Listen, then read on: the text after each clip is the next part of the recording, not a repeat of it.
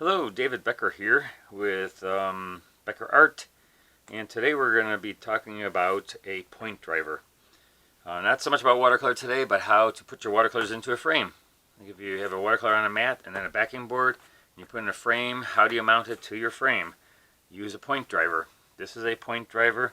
It looks like a stapler, but it shoots these little tiny little points into the frame, and the frame then holds down your mat board and your backing board.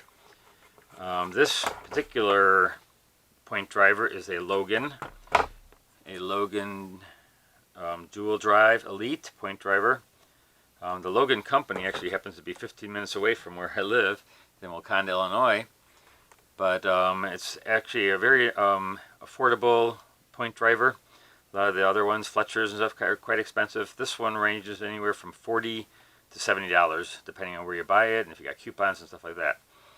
But this is a Logan point driver, and then you can shoot either the rigid points that Logan makes. These are rigid points that don't bend up when you want to take your painting out. The point driver also has the black points that are flexible. These you can bend up and bend them all up, and then you take your painting out and bend them back down and put your painting back in. To use it, to load, you just press this button right here. It pops up. Actually, I already had points in there, but the points come in packages. This is a 2500 package that comes from Logan. They also make a 500 package, but this is these are the flexibles. They're black. You can see, and you just put them into the gun like this. Put them down like a stapler gun. Push that down, snaps into place, and then when you have your backing board against the frame and you push down, you just take and push down your gun into the thing, and then just like a regular stapler, you just shoot it.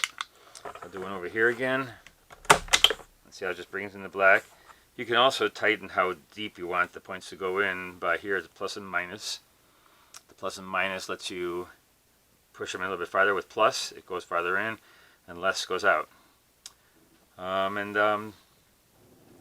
There are other ways of putting, your painting into the frame.